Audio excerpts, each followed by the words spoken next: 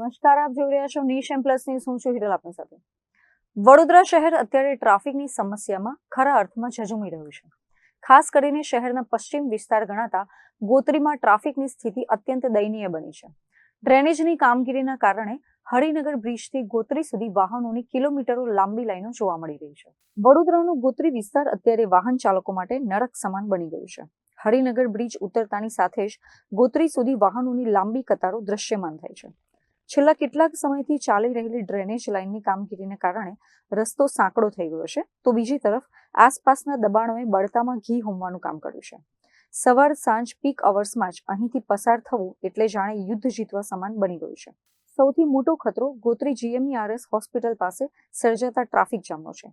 આ રસ્તો અત્યંત વ્યસ્ત હોવા ઉપરાંત અહીંથી સતત એમ્બ્યુલન્સોની અવરજવર રહેતી હોય છે. ટ્રાફિક જામને કારણે ઘણીવાર ગંભીર દર્દીઓને લઈ જતી વખતે એમ્બ્યુલન્સો પણ કલાકો સુધી અટવાયેલી રહે છે. જો સમયસર સારવાર ન મળે તો મોટી જાનહાનિ થવાની ભીતિ સેવાઈ રહી છે. સ્થાનિક રહીશો અને વાહન ચાલકો સવાલ ઉઠાવી રહ્યા છે કે શું તંત્ર કોઈ મોટી દુર્ઘટનાની રાહ જોઈ રહ્યું છે? ડ્રેનેજની કામગીરીમાં આટલો વિલંબ કેમ? અને રસ્તા પરના દબાણો દૂર કરવામાં તંત્ર કેમ પાછી-પાની કરી રહ્યું છે?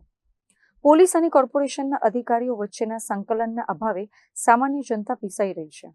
હવે વડોદરા વાસીઓ આ ટ્રાફિકની માયાજાળમાંથી ક્યારે મુક્ત થશે તે તો સમય જ બતાવશે.